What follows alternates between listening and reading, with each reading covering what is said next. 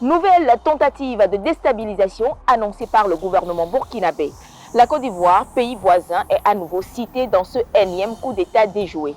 Le ministre burkinabé de la Sécurité, Mahamadou Sana, a fait savoir ce lundi que le but ultime de ce que les autorités appellent des chefs terroristes est de déstabiliser le pays en sorte de placer le Burkina sous tutelle d'une organisation internationale qui, à son tour, pourra prendre le contrôle du pays dans 10 ou 20 ans.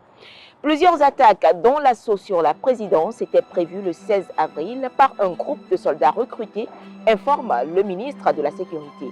Et selon les renseignements burkinabés, les instigateurs avaient prévu multiplier les attaques terroristes contre les forces combattantes et les civils au point d'inciter à la révolte contre les autorités, semer un sentiment de peur et induire en erreur les services de renseignement burkinabés. La finalité est de déstructurer l'armée et semer le chaos.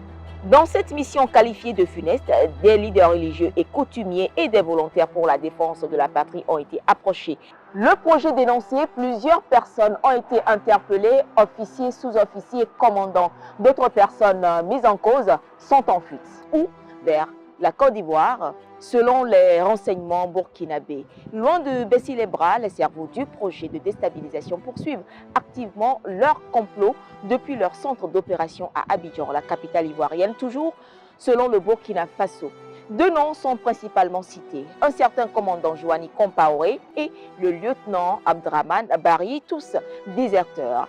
La réaction des autorités ivoiriennes sur ces nouvelles accusations du Burkina est attendue. En juillet 2024, le capitaine Ibrahim Traoré avait affirmé qu'il y a bel et bien un centre d'opération pour déstabiliser le Burkina à Abidjan. En réponse, le porte-parole du gouvernement ivoirien lors d'un point de presse tenu en septembre avait signalé que la Côte d'Ivoire, dans sa politique, n'a jamais participé à la déstabilisation d'un pays voisin et n'a pas l'intention de le faire.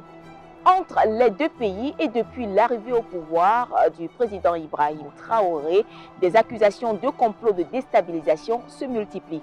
Les relations se sont progressivement dégradées entre la Côte d'Ivoire et le Burkina, marquées par des incidents le long de la frontière, parfois ponctués d'arrestations.